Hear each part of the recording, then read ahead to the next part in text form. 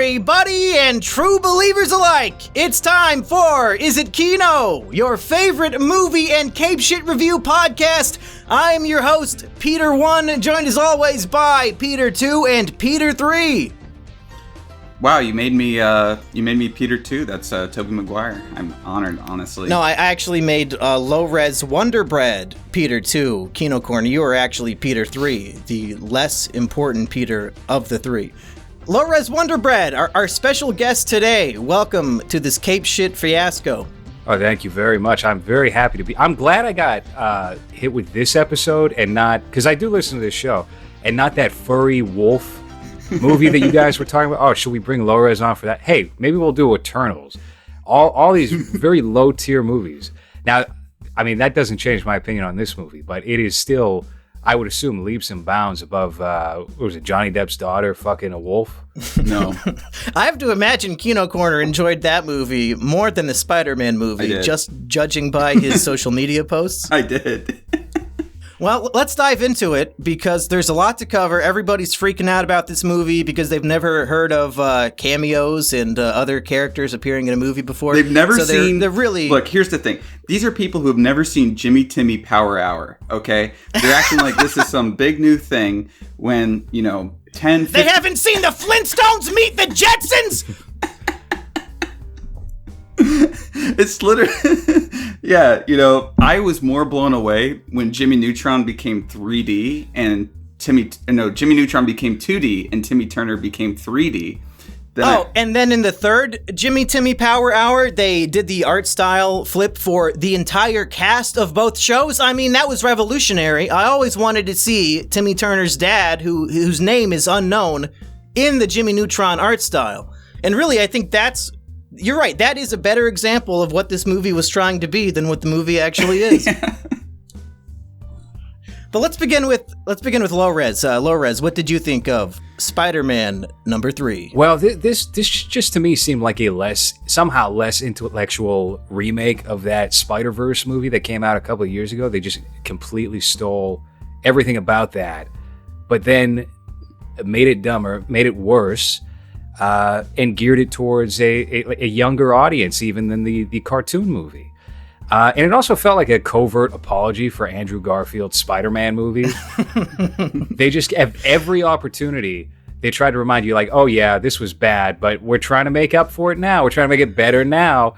Hey, remember Jamie Foxx's Electro? Wasn't that horrible? Didn't he have like a horrible costume? Yeah, now he's cool. Now he's just Jamie Foxx, Ray Charles. Yeah, that's my biggest issue with the audience of the film is that, of course, in this movie, there are multiple moments where the audience will clap and cheer and start, screaming for minutes at a time. And the first major one is when Andrew Garfield's Peter Parker Spider-Man shows up. And I felt like there was so much fraud all around me because I remember the discourse. Everybody hated those movies. Nobody on earth liked Andrew Garfield's Spider-Man more than Tobey's. And yet, they fucking cheered as if their war hero had just returned home from Afghanistan when they see Andrew Garfield as Spider-Man. What the fuck? You guys never even liked him. Why are we pretending that we liked him just because he's in this movie now? Well, it's because I think there are some Andrew truthers out there, some of those covert Andrew truthers. I also think it was because there were some trolls in the audience. I was one of them. I got the audience to clap at least 3 or 4 times during the movie.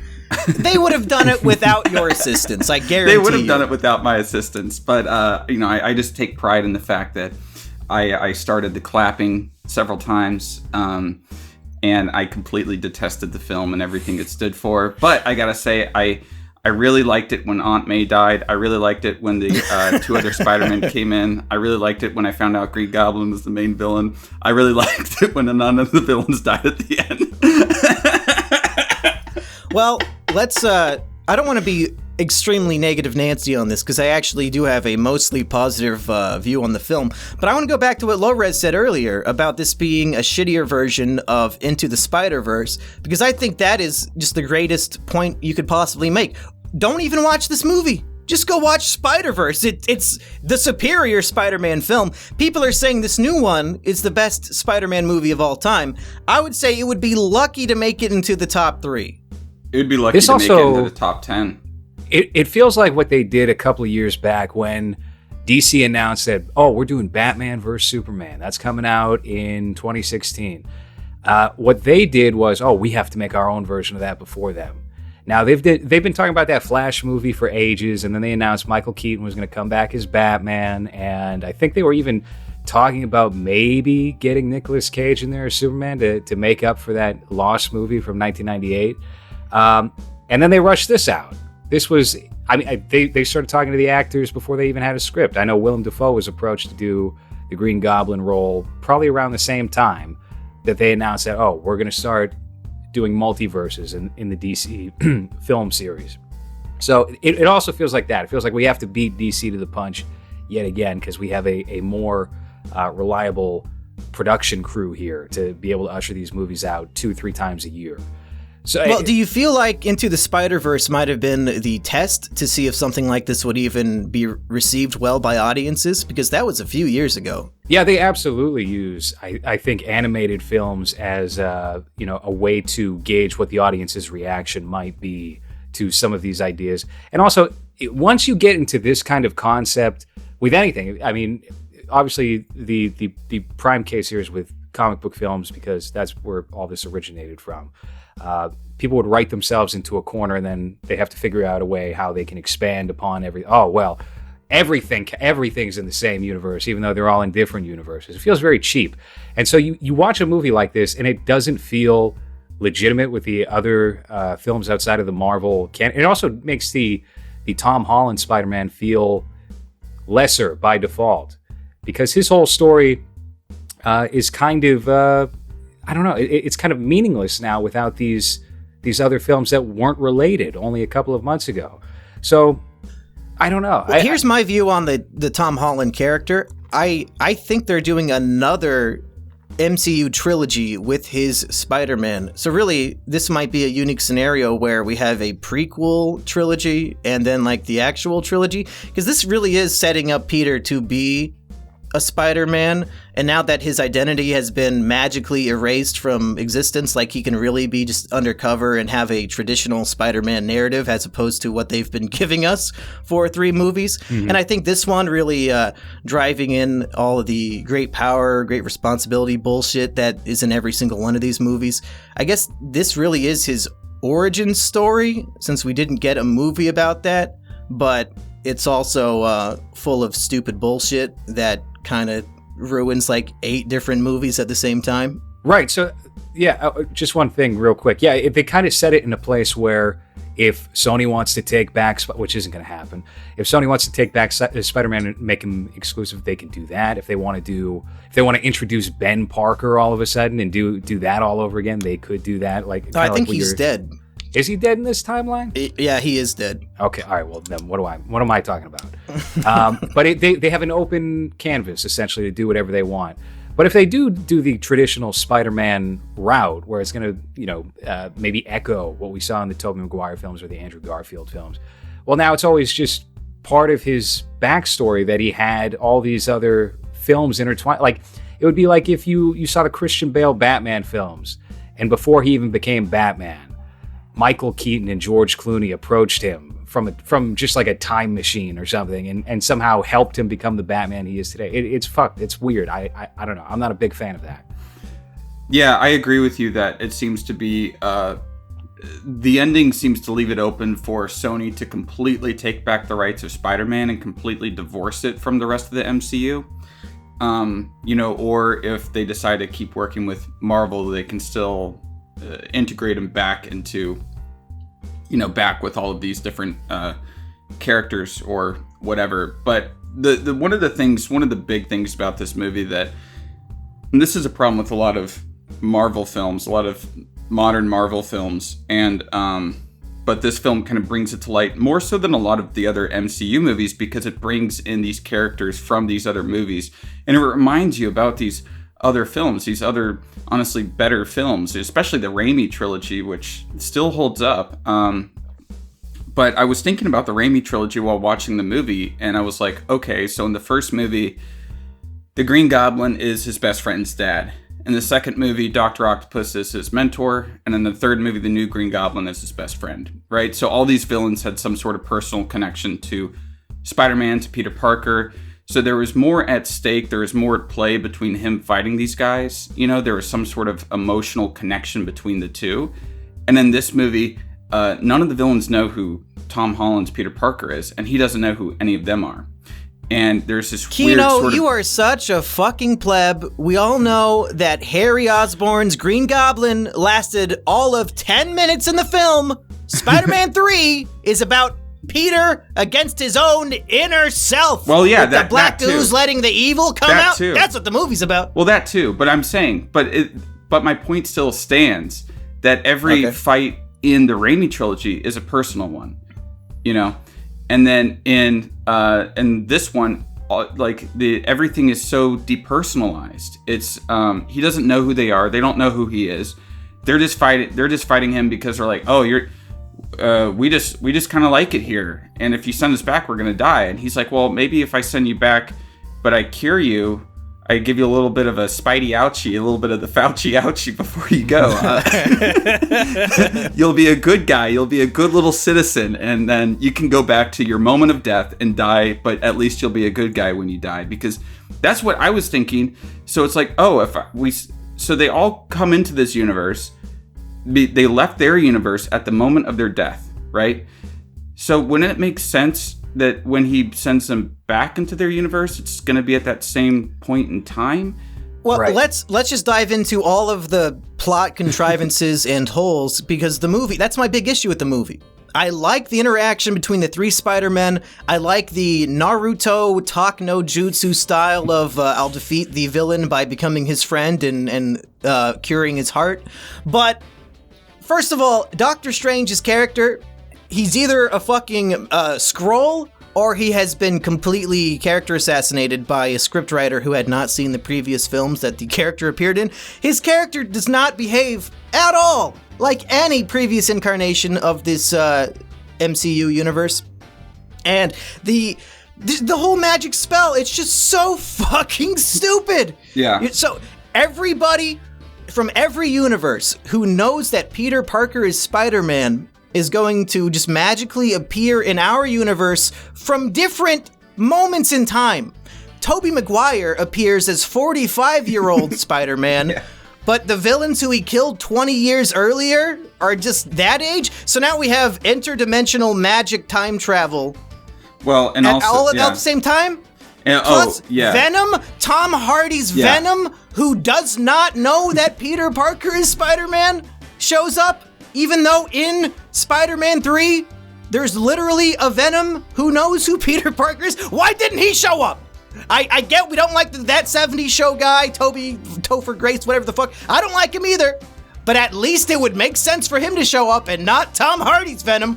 This shit it's just so fucking and where was James stupid. I was just going to say, where they couldn't get James Franco? What's James Franco up to these days? Well, he was hanging out at the high school the whole time. I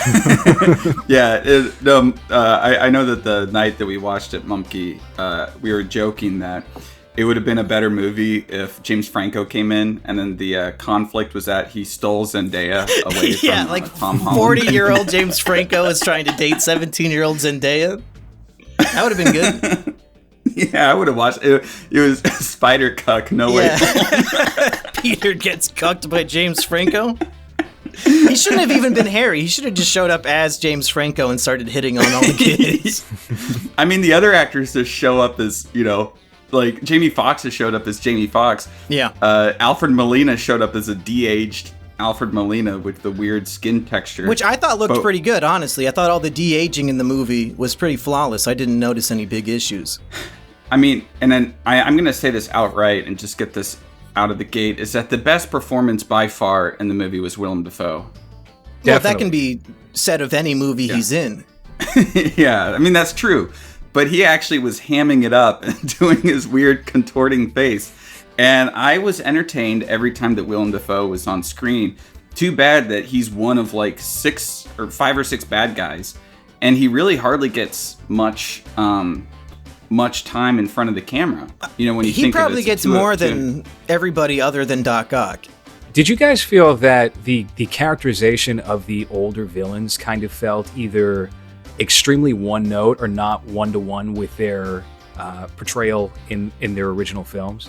Because I certainly felt that way with the Norman Osborn character, and to a degree with Doc Ock.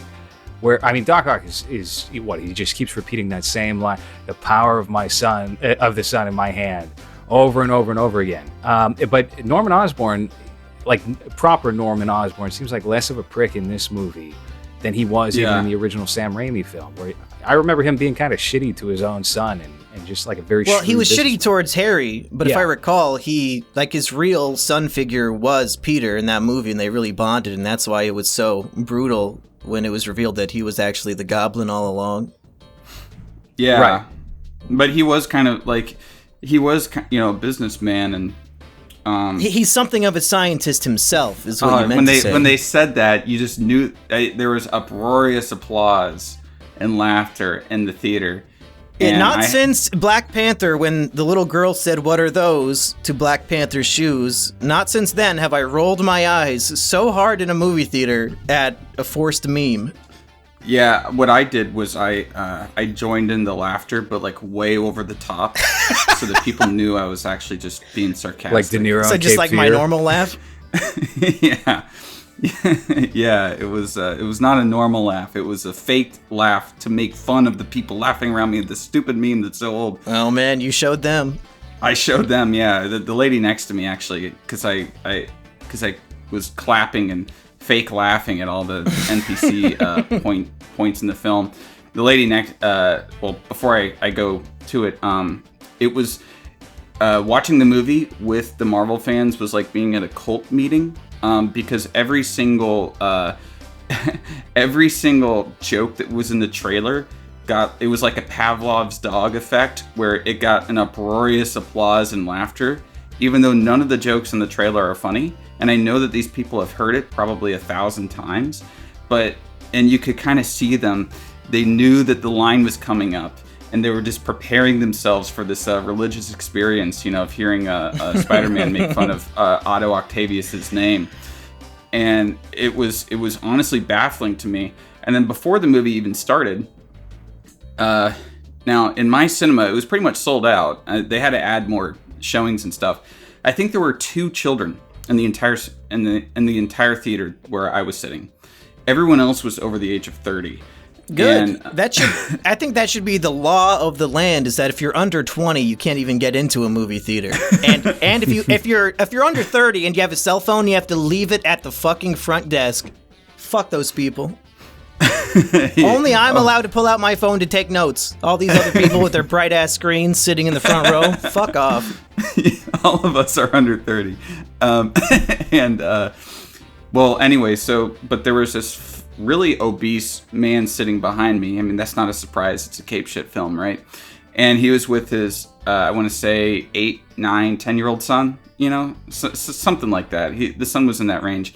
During the commercials, the previews, the son says, "Hey dad, I gotta use the bathroom." And his dad, who's a fat neckbeard, goes, he shouts in the theater, "Are you fucking kidding me?" But anyways, after the whole thing, after I started the applause like 3 or 4 times in the cinema, this lady turns to me at the end. She's really excited, and she goes, "So, what did you think?" And I just went, "Nah." Of course, I've been sitting right next to her. But the very ending of it, so there's 2 endings to this film. One, which is Venom, which makes absolutely no sense, even though Tom Hardy as Venom was more interesting in 1 minute than Tom Holland in 2.5 hours. And then the last one is literally just a trailer for Doctor Strange. And people actually in my cinema were complaining leaving the theater. They're like, "Man, this shit's going to be up on the internet tomorrow. Why did we wait through the credits for this?" I was hearing lots of people saying that. I'm like, yeah.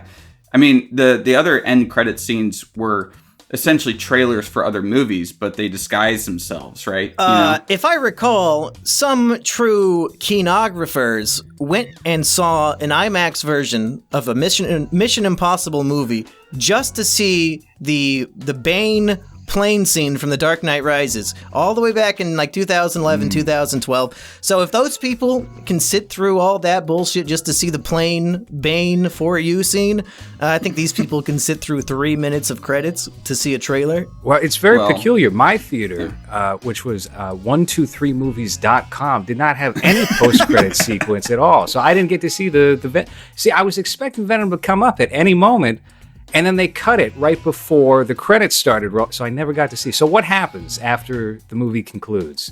So Venom is he's sitting at the bar of the same resort he was at the end of Venom 2, and the bartender's just explaining the lore of the MCU to him, and then he just goes back to his universe. He just disappears. And somehow he leaves behind a little bit of the symbiote Venom ooze on the desk. Which doesn't make any sense. No, the whole thing doesn't make sense! He shouldn't have been there in the first place! He doesn't know who Peter Parker is! Yeah, in fact, when the lore is being explained to him, he's basically like, this sounds fucking stupid. Like, what are you talking about? This, and he's drunk. No. It was a good post-credit scene, or mid-credit scene, I guess. Yeah, but the thing is that it's because Tom Hardy is actually, he actually has charisma, unlike Tom Holland. Tom Holland is just a wooden fucking actor. And you know what? And I saw, LOWRES, you posted this on Twitter. You were like, hey, didn't they just crib that scene from Blade Runner 2049? Yeah, Tom Holland, and John Watts with his like really boring directing tried to recreate that famous scene from Blade Runner 2049, but it was like a shittier version of that famous scene. And when I was watching, I was like, oh my god, this is just embarrassing. It's embarrassing. They didn't even change up the colors or anything. It's just pink lights on his face, purple lights on his face, and he's watching this fringe newscaster, essentially Alex Jones, who just gets broadcasted out in Times Square or whatever. Yeah. Horrible. Yeah, who is broadcasting that? Because it shows that the Alex Jones guy is sitting in his room, like in a dark room in his house, in front of a green screen, like with like a shitty little Walmart table that he bought. Who is broadcasting this footage at Times Square? Who? Who just lets a random YouTuber fucking have the most expensive real estate of advertising on the planet? Are you kidding me? Yeah, that really, I was like, man, this is so stupid. And also his mustache in this movie, it might not be fake, but it looks fake. His mustache in the original films was a lot better. It was, it was fuller, had more color to it. So, I just want to note the J. Jonah Jameson mustache in the originals was a much better mustache than the one that he had in here. The one he had in here, it looked like it was one of those adhesive mustaches that they just kind of popped on the top of his mouth. But yeah, it's like... My question real quick is, do we have anything good to say about the film? Because I already know that the hidden dislike button has been clicked 100 times already. So do you guys have any positives? Because we've been shitting on it for about 25 minutes. Honestly, yeah. Because here's the thing, and I wrote this on Letterboxd, where it feels completely unnecessary, like this movie probably shouldn't have existed, at least in the state that it's in. And it really does feel like they threw so much shit at the wall that they knew they could just get away with not tying up certain loose ends or making too much sense of anything, because the excitement about having Tobey Maguire back and Andrew Garfield and all the villains would be enough to carry the film.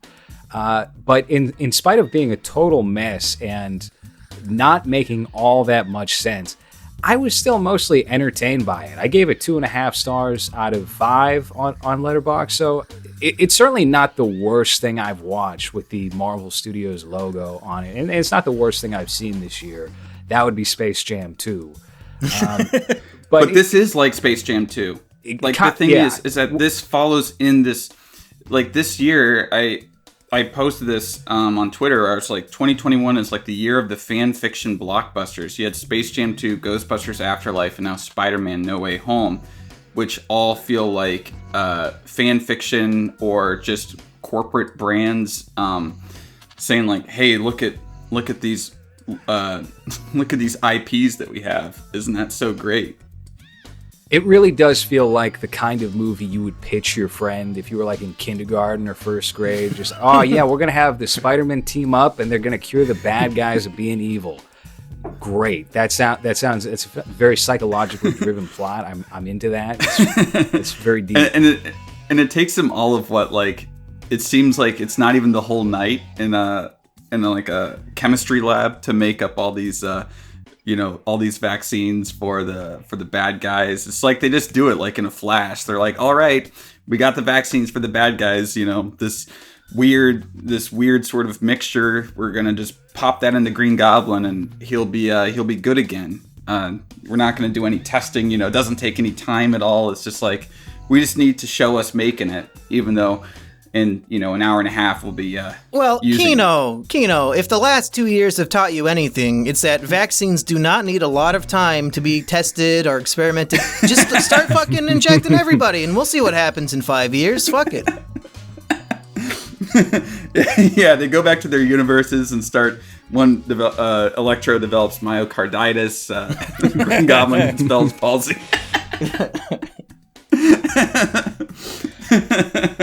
No, I mean it was so rushed, and but I want to say a positive thing where I did like Andrew Garfield and Tobey Maguire in it. I thought that they had a nice banter. There was one I did like the conversation between the three Spider-Men where they're sort of comparing their like how they do the webs and their sort of their experiences. And I did like the one line that I did like was Tom Holland goes, "Guys, I know how to work in the team. I was in the Avengers." And Tobey Maguire was like, "That's cool. What's that?" And and Andrew Garfield and Tobey Maguire have no idea what he's talking about. And they're like, "Is that like a rock band or something?" Like, and I'm like, "Oh, finally, I don't know." It just was a little. That was fun. I did think that was fairly fun. Those brief conversations, but well, I think that might be the problem with the movie is that it's 100% fun, 0% Kino. Like, did anybody really think hard about a character arc other than the bad guys get injected with a vaccine that makes them good? And Peter there's no character arc. Well, the main Peter kind of has one. At the end, he makes a big decision that he wouldn't have made at the beginning. But, I mean, other than that, the Zendaya and Ned, do they even have a character other than Ned learns how to be magic? Like, what the fuck? Why were they even there? Yeah, and in fact, there was a scene with Zendaya and Ned that I thought was absolutely terrible. And that was during the mostly terrible Statue of Liberty fight scene where it was so dark you could hardly see what was going on. Yeah, why? Why did they run through the portal to join the fight? You're a 17-year-old with no powers. You're being chased by the lizard in a high school setting. Oh, never seen this fucking movie before. Is that all they can do with this lizard? Is that he chases teens through a high school? That's what he fucking did in the other movie. This one, they just so happen to be portaling in from a high school classroom. The lizard runs through to chase them, and they run out to join. Instead of running from the lizard, they decide, I'm going to go join the 5 other dangerous, deadly villains up on the Statue of Liberty. What the fuck? Yeah, why that are was these really people dumb. in the movie? But the thing is, too, is that this is a problem with Marvel and tone, right? So they have the fight going on, and then it cuts to Zendaya, however you say it. It cuts to MJ and Ned, and Ned can't get the portal closed, and the entire tone of the whole scene shifts, where she's like, just, you can do it, just try it, like it's like. So you have this action that's, fairly serious, and then it's an immediate, like, tonal whiplash to her just, like, joking about closing this portal. I'm like, it's like Ned, you just dissipated the entire scene. Instantaneously, Ned becomes an expert on portal technology. Right. And he's so good, he accidentally summons the other 2 Peter Parkers and has them join them. But then in the big action climax of the film, suddenly he just can't use the power anymore. He can't close the portal. Like, that's the kind of writing that is throughout this entire movie. Just shit that doesn't make sense. It's just there to be entertaining. And I get that it's like a cape shit movie, but I think the standards have been raised a little bit where we actually expect somewhat of a coherent story and character and shit. Look, if you're gonna pay $10 for a movie ticket plus $10 from popcorn or whatever, like say this is a night out with your girl, you're spending maybe between the two of you $50. I say that you need to demand just a little bit, a little bit of quality writing from a $250 million movie that you're paying $50 to see with a whole bunch of other sweaty nerds.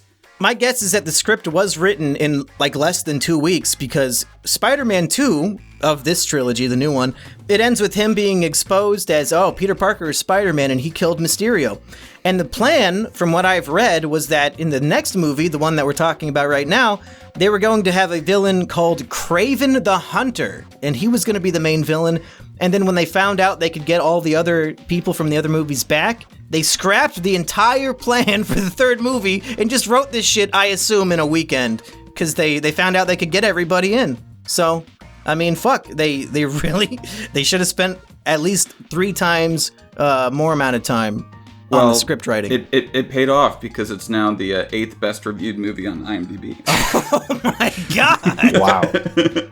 Are they still hung up? I mean, this movie is kind of that, but are they still trying to do that Sinister Six film that I know they wanted to rush into production like 10 years ago at this point? It was around the time like the Andrew Garfield Spider-Man films.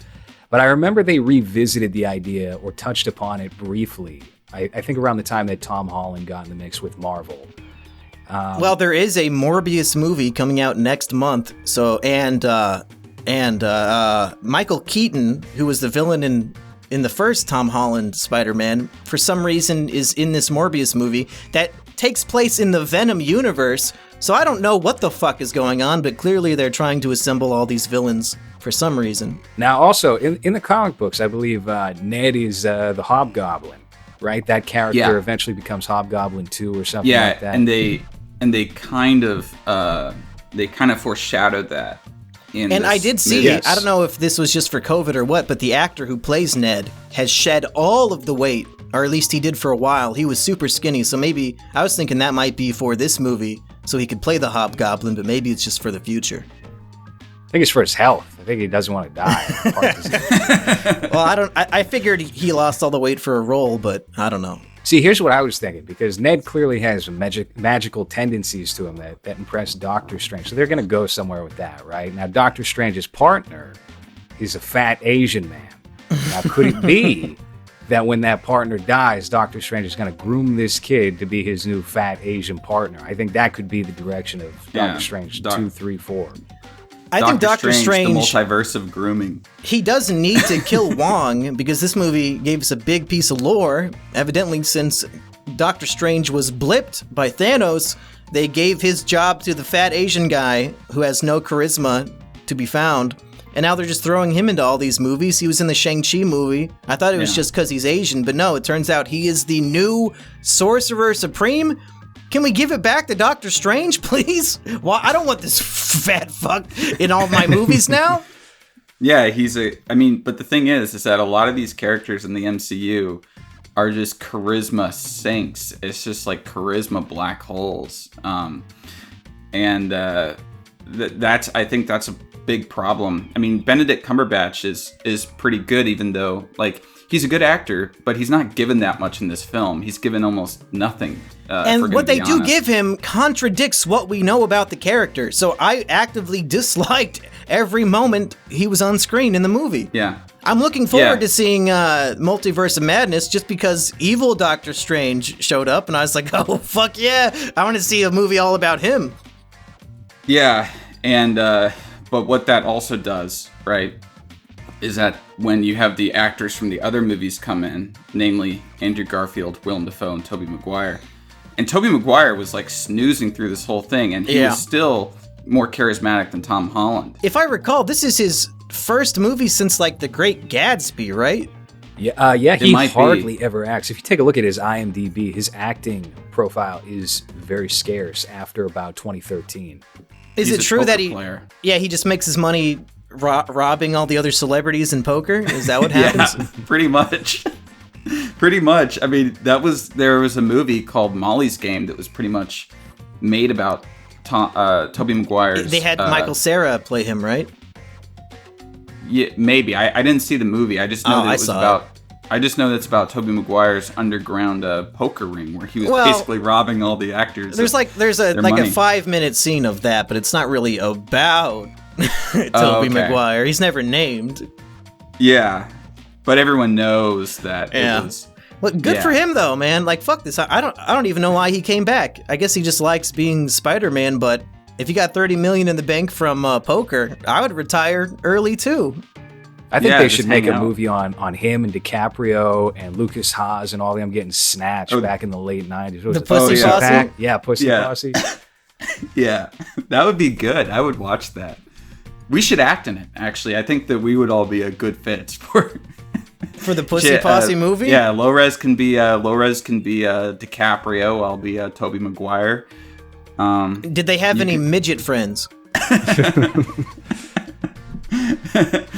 You'll be the monkey that we bring around. Yeah, that's fair.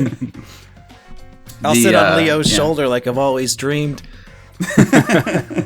Speaking of which, next week, new Leo DiCaprio Kino is dropping on Netflix. Looking forward to that one, even though Kino Corner has been telling me he is so he's so climate change denial that he will not enjoy the film.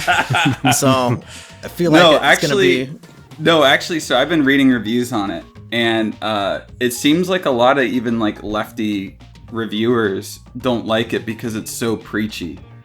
There are people that like it. From what I've seen, the plot is that a meteor is coming to destroy Earth, and Leo DiCaprio and his girlfriend are scientists, and they find out that this is happening, so they go and tell everybody, and nobody gives a shit.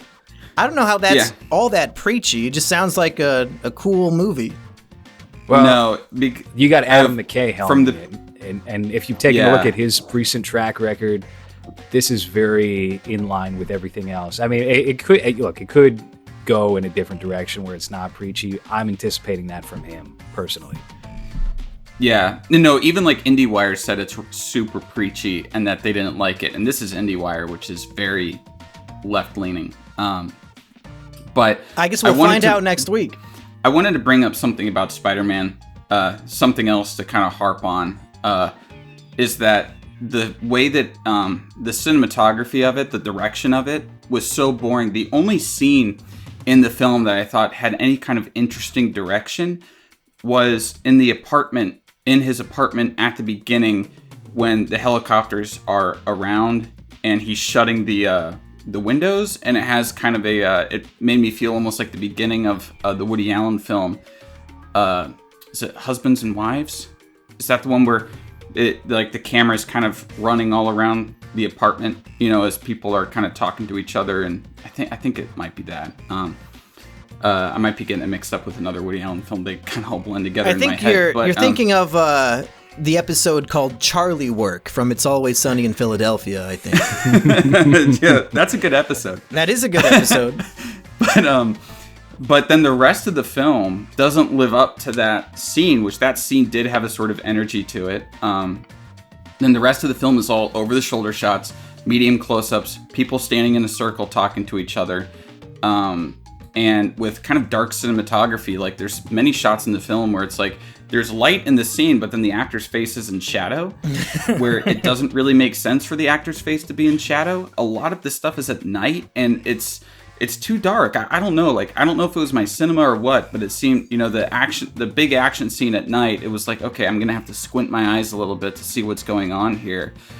And just the cinematography, the direction of it was so bland. It was like they chose the blandest way to shoot it. I mean, it's like they rip off the Blade Runner 2049 scene, the iconic scene where he's on the bridge and he sees the big hologram of his, 3D waifu come down and talk to him, and they somehow make that boring. I'm like, how do you do this? And then I remember one shot where I really noticed the camera in the scene, and it was the first shot when they're in that chemistry classroom, the first shot, when they're making the serum for the bad guys, and the camera pulls out. So it kind of pulls out from whatever thing that they're looking at, and then it kind of tilts up, right? And then it tilts down, and then Andrew Garfield comes into the frame, and he's like, I guess, way taller than the other two. And it tilts up again, and it seems like they didn't really plan that camera shot, to actually have all three Spider-Men in there, and it looks really wonky. And I'm like, how did this make it into a $250 million film? just everything about the movie is so, the way that it's shot is so bland, and I couldn't even tell you a single bit of score or soundtrack from the film. Did they borrow from the earlier films? It sounded, I mean, maybe I got this wrong, but it sounded like they either borrowed the Danny Elfman score from the original Raimi films, or maybe it was the Amazing Spider-Man Electro Itsy Bitsy Spider. They did use, I saw in the credits, Hans Zimmer's Electro theme was used in the movie. All right. Yeah, I mean... But I agree with Kino. The Eternals had better cinematography. And I don't know if they used the same cinematographer in all three of these Spider-Man movies, but they all look like shitty TV movies. It is embarrassing to have that budget and for the movie to look so cheap. Yeah, here's the thing, right? So $250 million is going to a movie that looks essentially and feels, well, it feels like, a fourth grader wrote this in 2 weeks. It looks like a TV movie. And sure, it's fun, but it's cheap fun. It's like eating a Big Mac, right? It's like, as Movie Bob says, there's no density to it. You can eat a lot of it and not feel anything. I'm sure he could. But the thing is, it's like there's a problem in that it's $250 million is going to this one shitty movie when they could why don't the studios put $100 million to a big blockbuster film? Because this movie's gonna make $1.2 billion. But then make 5 mid-budget films. That's not the MCU formula, dude. I know that's not the MCU formula, but I'm saying that we're not seeing that many mid-budget movies. We're not seeing that many actually good maybe Oscar contenders. I mean, I don't even have a top 10 because there hasn't been this year because there hasn't even been 10 movies that I've liked. You're telling me you want to bring back Willem Dafoe as the Green Goblin, but not return or not go back to formula? Are you kidding me? That's what I'm saying. We're staying formula.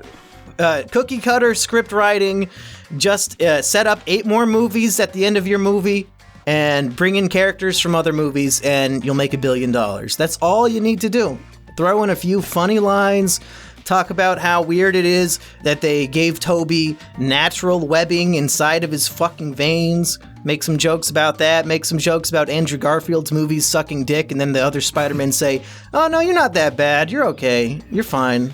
I mean, you canceled a franchise of the most famous character on Earth because you were so shitty, but no, you're fine. We'll clap for you when you show up in this one. And here's the thing that that the movie kind of showed is that Andrew Garfield, I think, was a better Spider-Man than Tom Holland. The movies that he was in were just shittier. But Andrew Garfield is so much more charismatic than Tom Holland is, and I would have rather now, I probably wouldn't have seen the other, Spider-Man movies because I didn't watch Amazing Spider-Man 2. I wasn't interested in it at all. But I think he would have been a better fit because he at least can, he at least has a range of emotions. So if you've seen him in a multitude of other movies in the last, few years. Tick, Tick, Boom? Tick, Tick, Boom, Under the Silver Lake. I wasn't a huge fan of Under the Silver Lake, but he did a great job in it, I thought. One of the better performances in this movie is after he saves Zendaya, Andrew Garfield, and just the look of on his face, it's like joy and sorrow because he finally made up for, I guess in his own mind, in Amazing Spider-Man 2, the exact same scene happens, in case you haven't seen it, where Gwen Stacy is falling and he has to catch her, but he doesn't do it and she hits her head and dies. This time he redeems himself and just...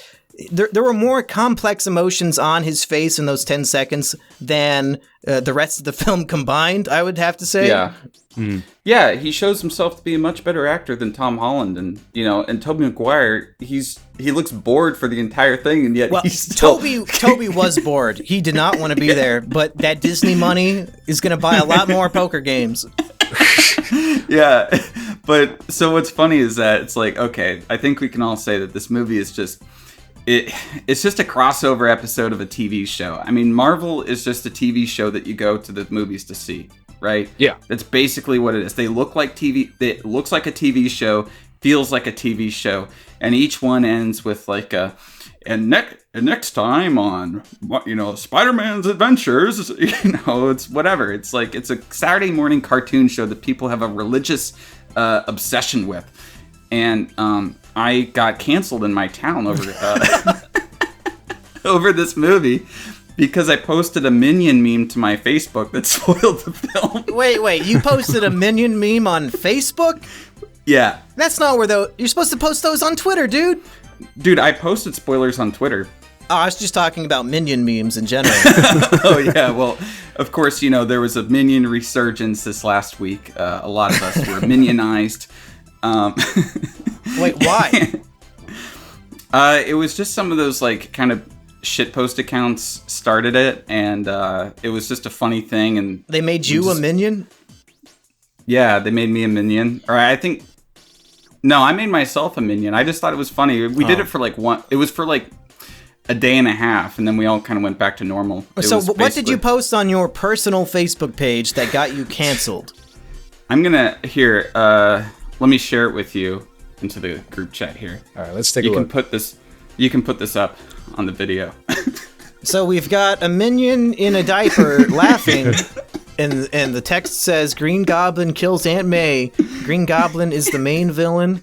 I don't know about that. I'd probably say Doctor Strange is the main villain of this movie, but you know what? It's your Minion meme. Daredevil is in the movie, but as a short cameo. Let's talk about that. I never watched the Netflix Daredevil show, so I don't know who Charlie Cox is supposed to be. And when he showed up, everybody in the theater started screaming and clapping, and I was like, who the fuck is this? And then he does not show up in the movie again. Yeah. And he shows up to just he shows up because the writers wrote themselves into a corner. And he just shows up to magically just go actually everything is all right. And then he sets up, Jon Favreau, director of holiday classic Elf, happy is Jon Favreau, who... not so happy anymore. Not so happy anymore. Yeah, he's very sad because R.I.P. Bozo. And, God, he looked like shit in this movie. He looked terrible, by the way. I didn't... last time I saw Jon Favreau, I was thinking Dinner for Five or Chef. Or one. Yeah, but no, he looks like a worse Jeff Garland these days. I think Tobey Maguire robbed him at a poker table, and he's not feeling too good about it. Yeah, Tobey Maguire's I'll only show up if I'm allowed to play poker in this movie, and that's why the movie has a $250 million budget. Because the director lost to Toby in poker. Yeah. But let's finish. I want to hear about you getting canceled. Then I have one more complaint about the movie, and then we can wrap this up because I only want to go for about an hour. But what happened? Okay. You posted this Minion on your Facebook. I posted this Minion meme, and I never use Facebook. I'm never on it at all, right? Because I just like to shitpost on Twitter, and that's my main thing. And what I did was I posted the Minion meme, I X'd out of Facebook, and I forgot about it. Because I know that it's going to get some people stirred up, but no one ever looks at my Facebook anymore. So I had a bunch of comments that were like, "What's wrong with you? This is a dick move, especially since you're a filmmaker. You should know better." And then a guy that runs the comic convention in town made this whole long post about how Spider-Man is this new Spider-Man movie is a cultural phenomenon, and how I was. Wait, do you want me to read it? Yeah, just read the cringy post that this guy made about you.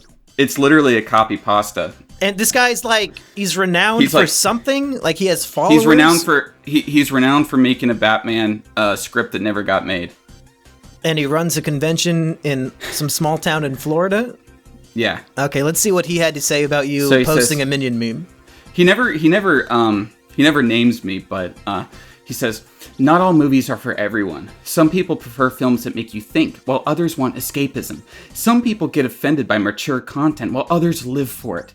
Some people want artistic indie flicks, while others are happy with Hollywood blockbusters. The wonderful thing about this medium is that there are stories for everyone.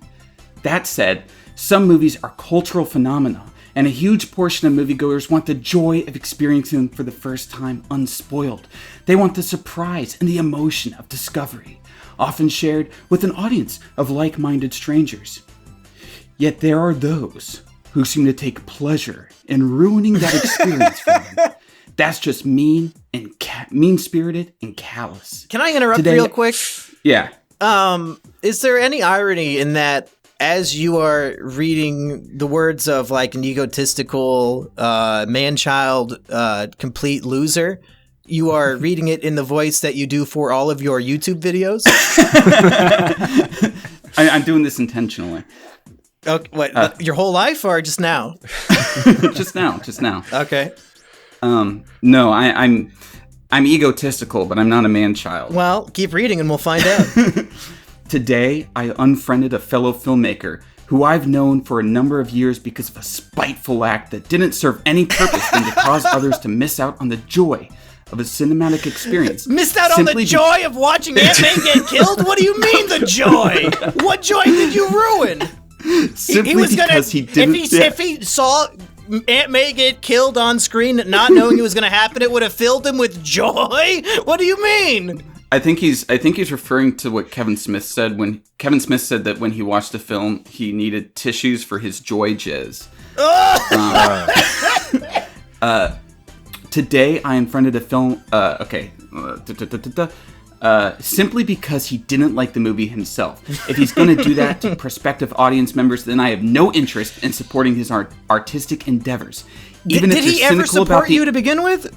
No, he never did. What the fuck is he talking about? I haven't even talked to this guy in years, and he never supported me. Did he help with your movie or anything? Oh, no. In fact, the people that are in the comments saying that they unfriended me were people who bailed out of my movie the weekend before I started shooting, so I had to recast the whole thing. Oh, wow. Yeah, those are people that said that they would help me, and then totally dropped the ball on me, and so they were on my blacklist like 3 years ago. So I was like, yeah, fuck all these people. So you started scheming an epic revenge plot where 3 years from now I will post a Minion meme that ruins your day. Yeah, exactly. That's how I'm a supervillain. And so he ends it with, even if you're cynical about the industry, respect those who are entertained by it. Look, let people enjoy things. Why don't you just let people enjoy things? I don't really get the whole respect thing. Last time I checked, respect had to be earned, and just enjoying cape shit is not earning my respect. No, in fact, it's the opposite. The whole thing was a cult-like environment, and you know, this is how I see it. I'm gonna get a little bit of Alex Jonesy here, a little bit J. Jonah Jameson. You know, I've been listening to the Daily Bugle quite a bit, and the thing is, these people are okay. There is a tweet today that I think really sums it up. I retweeted this, and the guy that said, the problem with being fed nothing but basic dross is that as soon as you get an appetite for it, or let me rephrase that, the problem with being fed nothing but basic dross is that you soon get an appetite for it, and anything that tastes even remotely flavorful or strange is unappetizing. Like, these Marvel movies are brainwashing people into basically wanting other films to be like Marvel. And I have noticed that as a big issue is that a lot of the other studios are trying to copy the Marvel formula, and they're doing it worse than Marvel does it, which, I mean, from your perspective is like below dog shit. So yeah, a lot of movies seem to be getting Marvelized, and it's not improving their quality.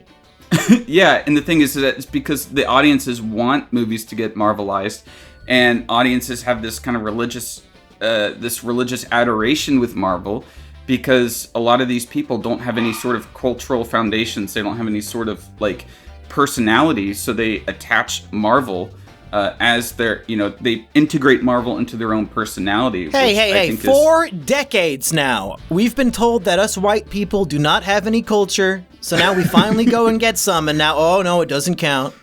Thanks, Kino. But I'm breaking the conditioning by posting spoilers, and I'm gonna that's what I'm doing. I'm breaking the conditioning. I'm gonna bring up Jean Baudrillard, and even though he's an atheist, I don't quite agree with the way in which he used this. I do agree with the way in which I am going to use it. So what he said is that what the iconoclasts feared during the time of the iconoclasts in the Byzantine Empire, what they feared with the icons is that they represented that there was nothing beyond them. So the icon of God like they wanted to destroy the icon because the icon showed that all it was an icon, right? Marvel fans hate spoilers because it shows that there's really nothing beyond what the movie is. There's like these, if 5 lines, 1, 2, 3, 4, 5, if 5 lines of like not even full sentences can ruin a 2.5 hour long movie for you, it shows that there's absolutely no depth to the movie, and the movie isn't worth Well, seeing. I can see people not wanting to be spoiled on big plot surprises, but if the most major thing in your movie is that a character dies, yeah, it's probably not the most deep movie. Yeah. But you know what I like is how Mumkey said, "Hey, why don't we say something nice about the movie?" And then for 45 minutes, we not only talk about how this is a horrible film, but also how it is a detriment on culture and society. Well, yeah, and let me go even deeper into this and say that the entire concept of Marvel Phase 4 has revealed that they have no idea what they're doing, and these characters are just nonsense. Tony Stark! He's supposed to be the greatest hero of them all! He's the face of Marvel, literal billionaire. And yet, every single Phase 4 fucking property so far has been about how the Avengers, they're poor, they can't get bank loans despite killing Thanos, Peter can't get into college, no college in the country wants Spider-Man or his friends to go there, he can't afford college anyway. Motherfucker! Tony Stark, you absolute bastard! You died and didn't give any of your billions to your friends, to your colleagues, to the Avengers. The Avengers don't even get a salary from your tremendous wealth that your dad built for you. You did fucking nothing and then you die? What is Pepper Potts doing? Pepper Potts knows that Peter's Spider-Man and a hero. She never tries to help. He's on the run from the entire world in this movie. Pepper doesn't come and say, hey, come stay with me in my fucking $1 billion mansion since you're being hunted down and people are throwing bricks through your windows in your shitty little New York apartment. What is going on?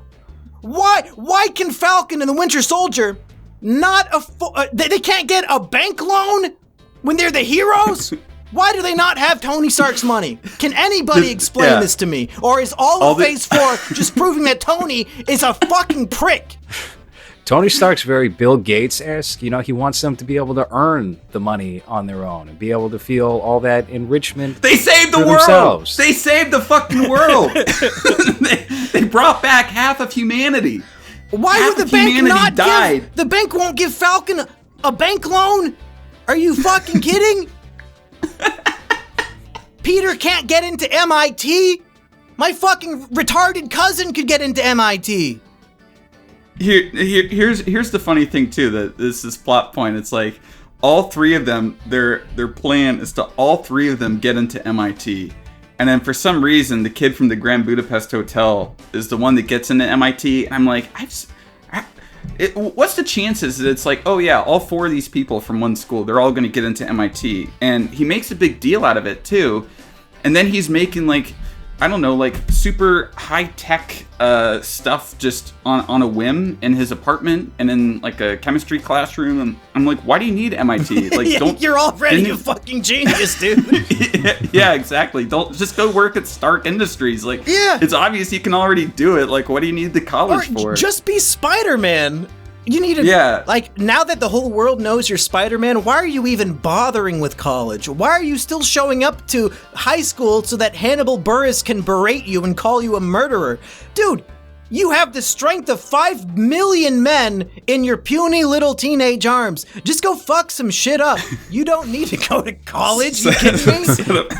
Set up a Patreon and do Spider-Man vlogs. Literally, you know? If he just had a GoPro, he would have the highest paid Patreon, the most YouTube subscribers, literally of anybody. Why? Yeah, it'd be like bum fights, but with Spider-Man. Yes. If Spider-Man was real and had a GoPro while he fought people, I would $10 on his Patreon per month, guaranteed. You don't think he'd reach that drop-off point where all of a sudden he has to do like debates with Nick Fuentes after a year and a half? I mean, he has to defeat evil on all fronts. Yeah, he has to go on to the Daily Bugle and debate. He has to debate J. Jonah Jameson. Explain to him why J. vaccines are safe.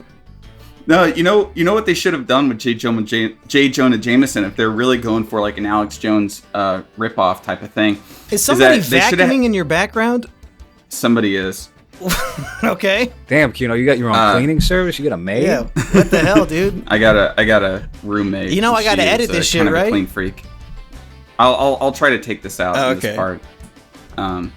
But what they should have done for J. Jonah Jameson is let me just go tell them to stop. Should we let LOWRES talk instead of you? Yeah. While somebody's I'll be back. Well, let's just get into our wrapping up final thoughts, and I guess I'll just open the floor with you. Well, I wanted to know where does this fall for you as far as the Spider-Man movies go? Because even though we've been trashing it left and right, I still like this movie more than about 2/3 of the Spider-Man film. I thought the Amazing Spider-Man movies were both pretty trash, especially that first one. That first one was just kind of pointless. The second one is a mess, but it's somewhat entertaining. And that's kind of like where this one falls for me. I don't know. This might actually be my maybe my third favorite Spider-Man film, not including the animated one. Well, I do include Into the Spider-Verse as either number 1 or number 2. I would say this new one is the best of the new trilogy, and it's better than the Andrew Garfield ones. But I might have enough nostalgia stored up to say that all 3 Raimi movies are better than this one. I mean, it's the whole concept of soul versus soulless is really just screaming at me when I juxtapose these movies. So I'd say this one's probably number 5. I just wanted to finish up my thought. I just went until my roommate stopped vacuuming. I wanted to finish up my thought about J. Jonah Jameson, and that it would have been very Kino if he pulled an Alex Jones and like ripped off his shirt and started like running around the Daily Bugle, screaming about Spider-Man and interdimensional demons. That actually would have made the movie Kino, in my opinion. But as it stands, this movie, as far as ranking with the other Spider-Man films, I haven't seen Into the Spider-Verse. Check it out. After the Amazing Spider-Man, the Andrew Garfield one, it was just like there was too many Spider-Man, and I'm like, you know what? I like the Raimi ones. I'm not gonna watch another fucking Spider-Man movie. Like they're all. I don't want to watch Uncle Ben die for the 23rd time. Believe it or not, the Black Spider-Man does not have his Uncle Ben get killed in the cartoon movie. Okay, I'll check out the cartoon. What was it? It was Uncle Jamal. Yes, it really was. I'll check out the cartoon one, but I would definitely say that all 3 of the Raimi movies are better than this. I mean, people really hated on Spider-Man 3 when it came out, but I always loved it. I've always been a true believer. Emo Peter Parker is Kino. So great. It's fucking Kino. Yeah. You people don't know shit about cinema. That movie is Kino. Emo Peter Parker is one of the best sequences in any cape shit I think ever put to film. People just did not understand it. Yeah, and it does make sense in his character progression. And it's also funny. Through the series. It's also hilarious. Him walking down the street doing the finger guns at the different women. I rewatched that scene earlier today, and I was like, holy shit, this is hilarious. Well, and it had really so much more visual. We're way over time, so we should wrap this up. Let's go around the horn. Everybody give your final thoughts and answer the question, is this Kino? And Kino, let's just go to you. Well, you already know the answer. That's a resounding no. That's your final thought? Yeah, my final thought is no, it's not Kino. Okay. I'm not gonna watch How about you, again. LOWRES? Well, I'll tell you what. The last Marvel movie that I watched besides this, I think, was Avengers, whatever the first part of the Avengers was. And I went to the theater to go see that. I felt so stupid because I knew exactly what I was walking into, and I was pissed off. I was like, I was fuming. I said, "Fuck this!" when Peter Parker dissolved into thin air and everybody died, because I knew what was going to happen. Of course, with this movie, I didn't really feel duped. I didn't feel anything negative necessarily. I was a little bummed out for Tom Holland's Spider-Man at the end for losing Zendaya, as a matter of fact. So I don't know. No, it's not Kino. It's certainly not Kino.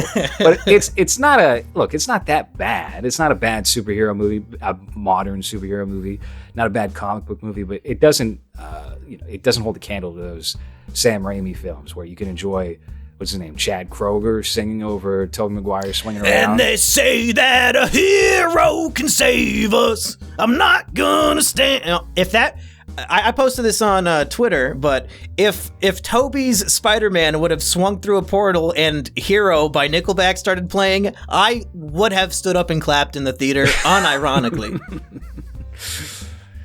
I miss when superhero movies had actual soundtracks, when they weren't afraid to use pop music. No, I don't think any of these Marvel movies really do that. So I don't know. I would have enjoyed it more. It's basically just the Guardians of the Galaxy, and then everything else seems devoid of culture.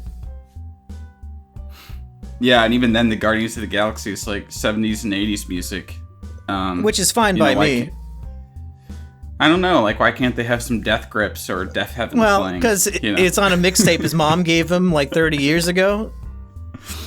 Well, I mean, isn't a ex-military mixtape?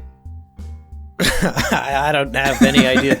But I guess if it's down to me, I will agree. This movie is not Kino. It is entertaining, but it's so stupid that I just got frustrated, especially just with the whole casting a spell and fucking it up, and then all this contrived bullshit just for the excuse to have all the villains come back. I think if they wanted to do that, and they clearly did, they could have done it in a much better way, and the story could have actually made some sense. But like what? So the, like you were saying earlier, Kino, all these villains are going to go back to where they were right before they were killed? Green Goblin's going back to when he got sliced by his own glider, and he's going to be fighting, 20-year-old Peter Parker? So that Peter Parker's not going to know all this shit that just went down, and all of a sudden, like, he's going to change his mind and not stab himself?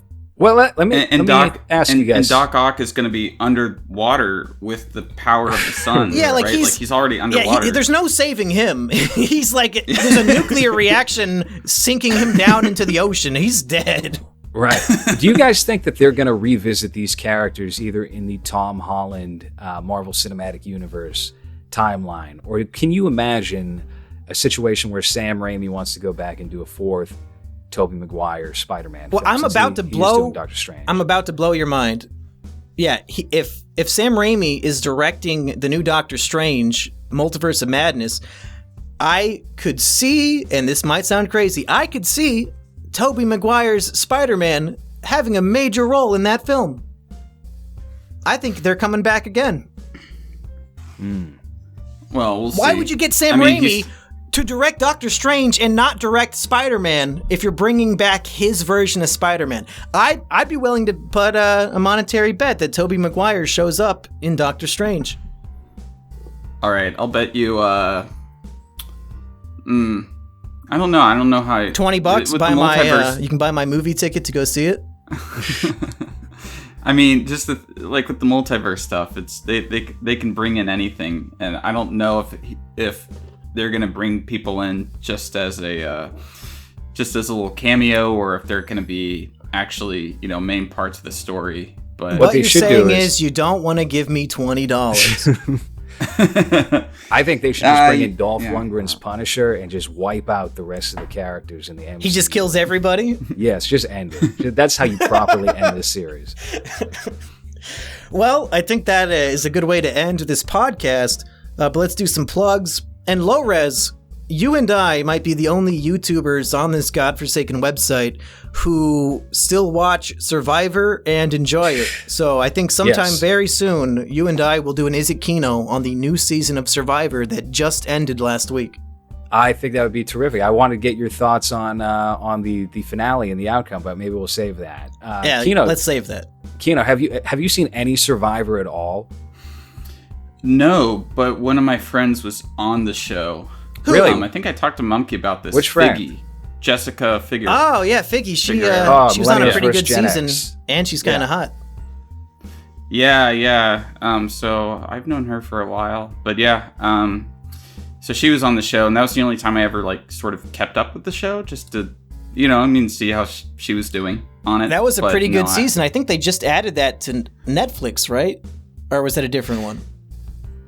Yeah, that was the only season I ever kept up with. But I'm not big into those kinds of shows. I watch my Finding Bigfoots and my Ghost Adventures, and that's the kind of trash that I personally like. I was thinking of David versus Goliath. They just added that to Netflix, not Millennials versus Gen X. Another great season, though. Yeah, good season. Yeah. I'm more of a red letter media truther. I like my Zach Baggins Ghost real reality TV. That's right. Yeah. Well, LOWRES, I mean, we've had you on for an hour, and we haven't really even mentioned that you are a YouTuber yourself, and you have your own movie review podcast. So if you want to direct people over to all that stuff. Absolutely. Check out Movies, a podcast about the act of cinema on iTunes, Spotify, wherever you can find RSS feeds of podcasts. That's out on YouTube, of course. We got, patreon.com/LOWRES is where we do bi-weekly episodes, but nobody's signing up for that on one appearance on a podcast. So just check out YouTube for right now. I think the latest video episode we put up is The Last Duel, which I thought was fine. I'm kind of lukewarm on Ridley Scott as a whole, so I have mixed feelings about it, but that was a pretty good show. And we have a Christmas special coming up on Stanley Kubrick's Eyes Wide Shut. So that'll be out the 24th, depending on when this drops. I don't remember if it was on your show or on Kino's podcast, but you guys were on there together. And at some point, LOWRES, you started roasting Kino. And I don't remember what you said, but it was like the funniest 2 minutes I've ever heard in my life. I think you also made fun of his voice, but I don't remember. Do you guys remember what I'm talking about? I have no record. I've recorded so many. No, of these, I think you're mixing him up with Easy Peasy. No, because LOWRES, you went on to Kino's podcast, right? Yes. And I've been on LOWRES several times. I specifically remember, I think it was on Kino's show, that LOWRES, just out of the blue, like an hour in, started roasting Kino, and it was very funny. I'll have to find it. Okay, yeah, you can put that as a clip, just so I can get bullied even more by your audience. Yeah. I can take it, unlike some of the other co-hosts, though, so, that's why I'm still here. Well, Kino, do you have anything you want to plug? You have anything coming out soon? Yeah, I'm coming out with a new video on the history of Nightmare Alley this Tuesday, so that's probably going to coincide with our next Is a Kino.